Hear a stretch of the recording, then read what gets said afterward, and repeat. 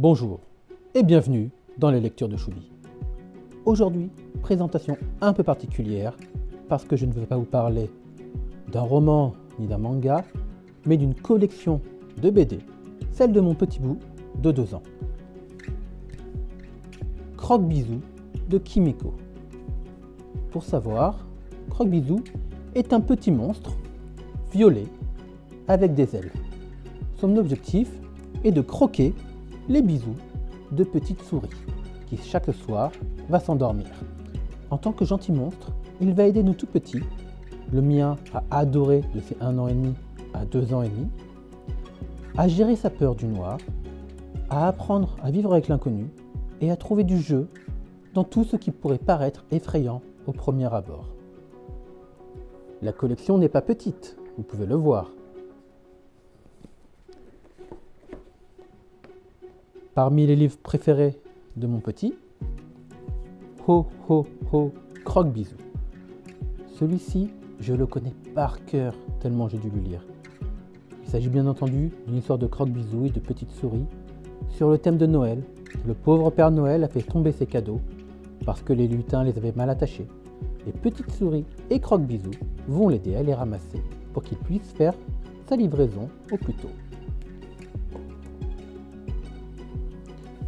Autre parmi les préférés, Plic-Ploc Croque-Bisou. Quoi de mieux pour un enfant d'apprendre à jouer sous la pluie, d'enfiler ses bottes et de sauter les flaques. Désolé si certains parents n'aiment pas que leur enfant se salisse, mais le mien adore ça. Ensuite, Atchoum Croque-Bisou. Celui-ci est génial pour apprendre à votre enfant à prendre ses médicaments sans se plaindre. Je le conseille fortement. Maintenant, je passe à ceux qui m'ont plu particulièrement, à moi, en tant que parent. Bien entendu, mon petit les a aimés aussi. Hou Hou Croque-Bisou. Celui-ci fait preuve d'un bruit dans le noir, dans la nuit. Un ululement, un bruit de loup.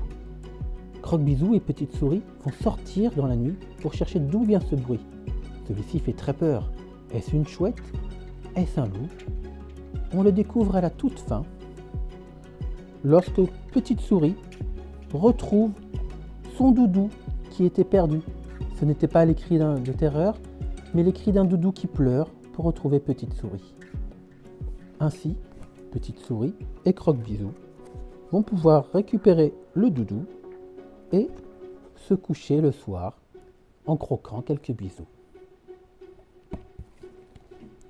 En tant que parent, le suivant qui m'a beaucoup plu est Pas de bisous pour Croque-Bisou. Dans celui-ci, Petite Souris a déjà eu tous les bisous qu'il lui fallait au moment de se coucher par son papa et sa maman. Elle n'a donc pas besoin de se faire croquer les bisous avant de s'endormir et va expliquer gentiment à Croque-Bisou qu'elle a le droit de dire non à ça. On apprend indirectement ce qu'est le consentement ici. Voilà pour les principales BD Croque-Bisou. Je vous montre rapidement les autres tomes. Tu joues Croque-Bisou. Au secours Croque-Bisou. Et nous, Croque-Bisou. Petite Souris est partie, nous allons jouer avec les doudous. Reste avec nous, Croque-Bisou. Et Croque-Bisou et les étoiles filantes. Il existe depuis 1 an un nouveau tome qui est sorti, un peu particulier. C'est un pop-up. Le pop-up de Croque-Bisou. Vous connaissez peut-être le principe des pop-up. Un livre en 3 dimensions.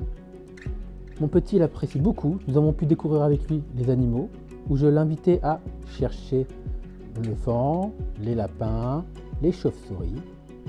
Il s'amusait beaucoup. Un peu trop parfois, un Croque-Bisou a été arraché. On apprend les créatures de la nuit, les petites chauves-souris, et le meilleur endroit de la recherche avec un arbre.